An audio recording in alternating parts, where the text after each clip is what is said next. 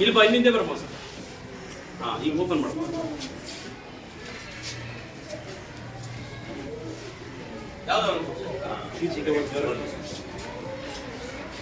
ನನಗೆ ಸಮುದ್ರ ಕಾಣಿಸುತ್ತಿದೆ.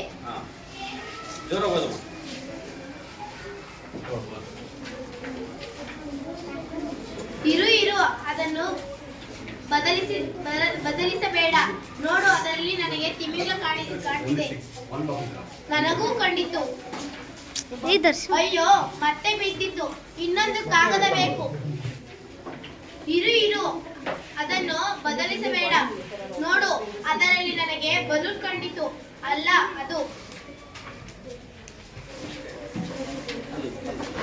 ಬಲ್ ಬಲ್. ನನಗೆ ಸಮುದ್ರ ಕಾಣಿಸುತ್ತಿದೆ. 100,000 10,000. Very good. ದಶ ಅಂದ್ರೆ ಎಷ್ಟು? 10,000. Very good. ಈಗ ಎಷ್ಟು ಬಿಡಿಗಳಿದೆ ಹೇಳ್ಸಿ? 2, 3, 4, 5, 6, 7, 9 ಬಿಡಿ. ಮೊದಲು ಹೇಳ್ಸು.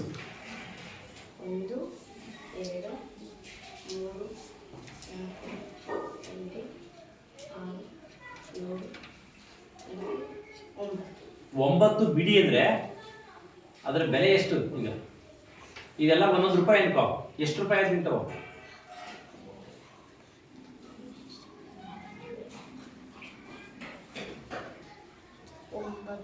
9 ರೂಪಾಯಿ.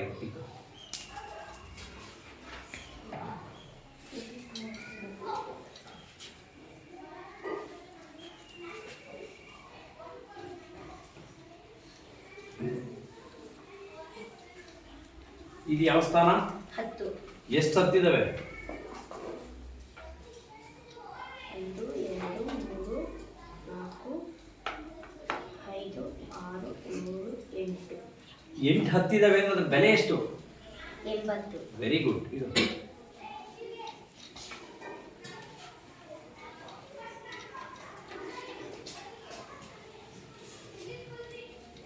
ಸೊ 1 ಬಿಡಿ, 9 ಬಿಡಿಗಳ 10ರ ಸ್ಥಾನದಲ್ಲಿ ಎಷ್ಟಿದ್ದಾವೆ? 8.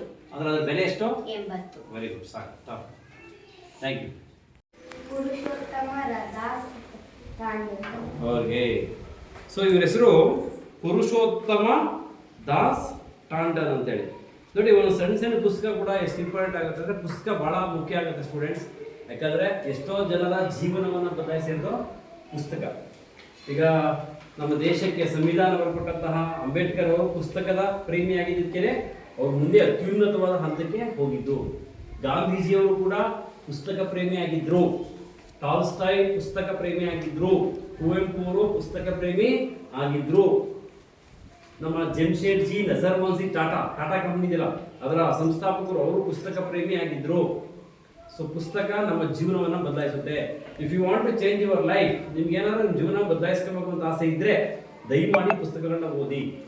ಬರೀ ಪಠ್ಯ ಪುಸ್ತಕಗಳು ಅಷ್ಟೇ ಅಲ್ಲ, ಈ ತರದ ಪುಸ್ತಕಗಳನ್ನ ಓದೋದ್ರಿಂದ ನಮಗೆ ಹೆಚ್ಚು ಜ್ಞಾನವಂತರಾಗ್ತೀವಿ, ತಿಳುವಳಿಕೆ ಗೊತ್ತಾಗುತ್ತೆ, ಹೊರ ಜಗತ್ತು ಹೇಗೆ ಅಂತ ಗೊತ್ತಾಗುತ್ತೆ, ಬೇರೆ ದೇಶದ ಬದುಕು, ಬೇರೆ ರಾಜ್ಯದ ಬದುಕು, ಬೇರೆ ರೀತಿಯಾದಂಥ ಭೌಗೋಳಿಕ ಪರಿಸರ ಹೇಗಿದೆ ಅಂತ ನಮಗೆ ಗೊತ್ತಾಗುತ್ತೆ ಅಲ್ವಾ.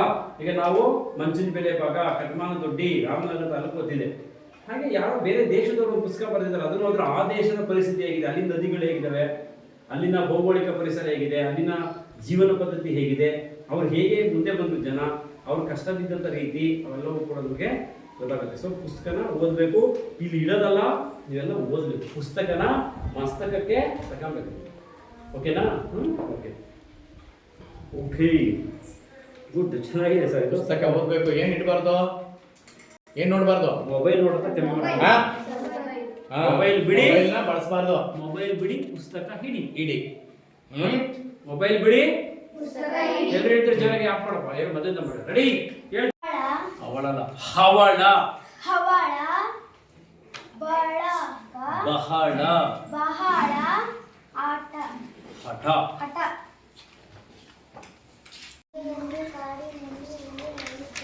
ಹಾ.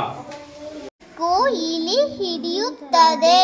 ದನ ಹಾಲು ಕೊಡುತ್ತದೆ. ಹಾ. ಕೋಳಿ ಮೊಟ್ಟೆ ಇಡುತ್ತದೆ. ಹಾ. ಬಾತು ಕೋಳಿ ಮೊಟ್ಟೆ ಇಡುತ್ತದೆ. ನಾಯಿ ಮನೆ ಕಾಯುತ್ತದೆ. ಆಡು ಹಾಲು ಕೊಡುತ್ತದೆ. ಹಾಲು ಹಾಲು ಕೊಡುತ್ತದೆ.